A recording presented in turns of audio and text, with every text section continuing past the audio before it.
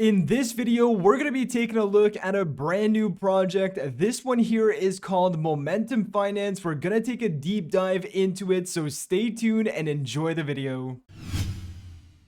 Hey, what's going on, guys? It's Eric here and welcome back to the channel. I hope you guys are having a great day and are doing well. Today we're taking a look at Momentum Finance and we are going to be answering the following questions. What is Momentum Finance?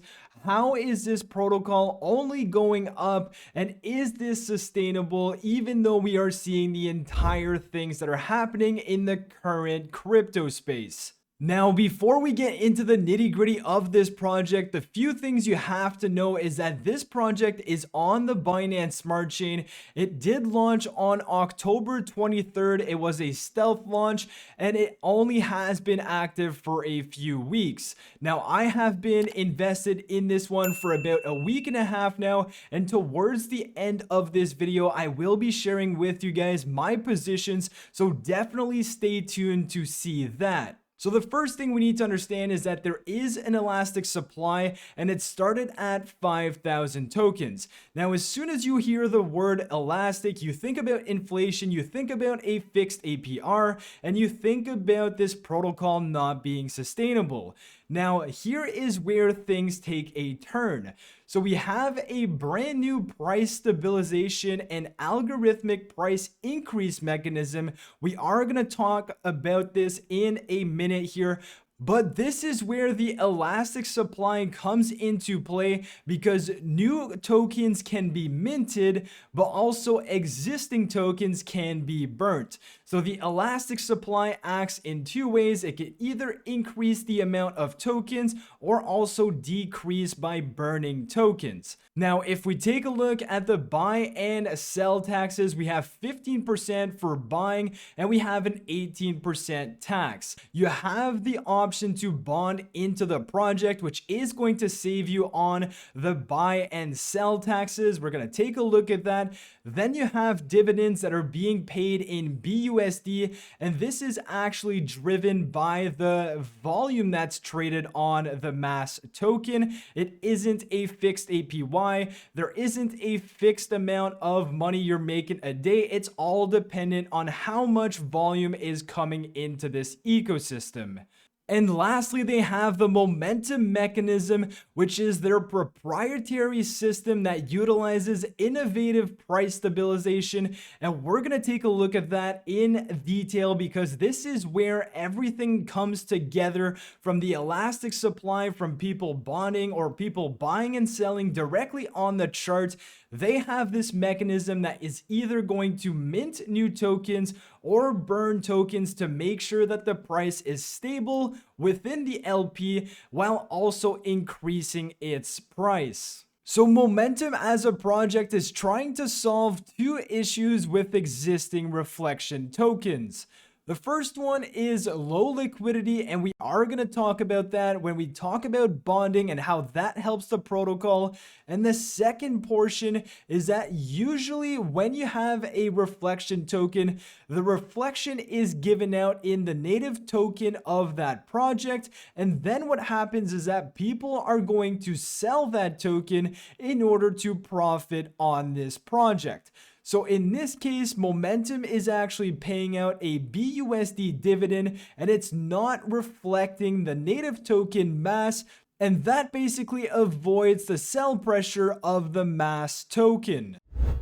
Now let's go ahead and talk about the momentum mechanism, because this is where everything happens and this is how they are able to make this protocol sustainable. So as we take a look at this, we have a liquidity pool, which is basically your mass and BUSD. And as we know, within that liquidity pool, you're going to have 50% of both of these tokens. Now, as we take a look here, if you have a buys and sell of the mass token, which is the native token of Momentum, it is also going to affect the amount of BUSD in that pool. So obviously, if people are buying mass, there's more BUSD being put into the liquidity pool, and the opposite is also true. If people are selling mass, well, then there's less BUSD in the liquidity pool. So what this momentum mechanism does is that if there is an extra amount of mass token in the liquidity pool, what's going to happen is that it is going to burn the amount of mass that was newly added to the liquidity pool because of a sell. You would then see the number of mass tokens be burnt. Now, this is done in order to make sure that the balance between mass and BUSD inside of that liquidity pool remains the same so that there is no big spike or that there is no big drop in the price of mass. Now, as we continue here, the opposite is also true. If people were to buy a lot of mass, more BUSD would be in the liquidity pool, and then the momentum mechanism would mint new mass tokens to add it to the liquidity pool, and thus again maintaining the balance between BUSD and momentum in the liquidity pool. Now, if we take a look at the momentum chart versus BUSD, you're gonna notice the wicks ups and down. So as we can see, every time there is a wick up, what would happen is that people have bought the mass token and therefore there is more BUSD in the LP. So what the momentum mechanism does is that it will go ahead and mint new mass tokens to make sure the balance between mass and BUSD is maintained. Now, on the flip side of things too, if we do see a big wick down or a sell-off, this means that people have taken out BUSD from the liquidity pool and therefore have added the mass token in the liquidity pool. So what the momentum mechanism does in this case is that it's going to burn the new mass that was injected from that sell in the liquidity pool. It's going to burn it in order to maintain that liquidity pool balance between mass and BUSD. So now that we've talked about the momentum mechanism, you may be asking yourself, well, how are they increasing their LP? And this is where the taxes on this project come in play. So as you remember, we have a 15% buy tax and you also have an 18% sale tax. Now, the distribution of these taxes are as followed. We have 50% going to increase liquidity, 35% going to the dividends. As we've said, the dividends are generated from the trading volume, and thus through these taxes, every time there is a transaction, depending on whether or not it's a buy or a sell, 35% of that tax is going to be converted to BUSD and then shared amongst holders.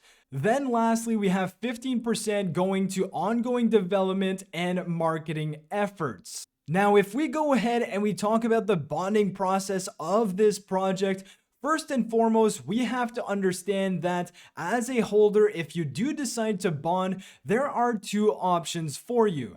There is a 7-day vesting period and there's also a 14-day vesting period. Now, what this means is if you decide to go with either option, you are going to either wait 7 days for the full amount of tokens to be unlocked or 14 days for that matter. So the reason someone would want to bond is that if you do decide to choose the 7-day vesting period, you are going to be given a 15% discount because as we know, the buy tax of the mass token is 15%. So if you were to go on PancakeSwap, you're going to have to pay a 15% tax. Now, if you do decide to go for a 7-day bond or a 14-day bond, you are not going to be paying that 15% buy tax. Now, on the other side, there's also a 14-day bond, which is basically going to, again, avoid you having to pay that 15% buy tax. The sell tax is still going to be there when you do decide to sell your mass tokens, but they are also incentivizing people to bond using the 14-day because they are giving you an extra amount of mass tokens. So in this case, they are giving you 25% more mass tokens if you decide to bond for 14 days. And then once you do decide to sell, with this math here, you could see that you would be selling about 102.5 mass tokens once you've accounted for the sell tax. So as we can see, it is more beneficial to buy into this project with bonds because you can get more value for your money. But on the other hand, if you do bond, you won't have instant access to your tokens. You are going to have to wait 7 or 14 days for the total amount of tokens to be deposited into your wallet. And something else to understand is that the dividends paid out in BUSD are dependent on how many mass tokens you hold inside of your wallet. So of course, if you are bonding and you don't have these tokens inside of your wallet, you won't be getting any dividends on the trading volume. So the last thing I wanted to cover for this video is my investment into Momentum. Before we do that, I just want to say that the devs are KYC'd. They aren't publicly doxed yet, but maybe in the future they are planning to get doxed. That is definitely something you can keep up to date with if you follow them on Twitter, if you follow them on Discord. I will leave the links to all of that in the description below. But if we take a look at my investment into Momentum, as we can see, I've decided to go ahead and bond the 14-day bonds for all of my positions. I've invested a total of $600. I've went ahead and I've done 3 14-day bonds.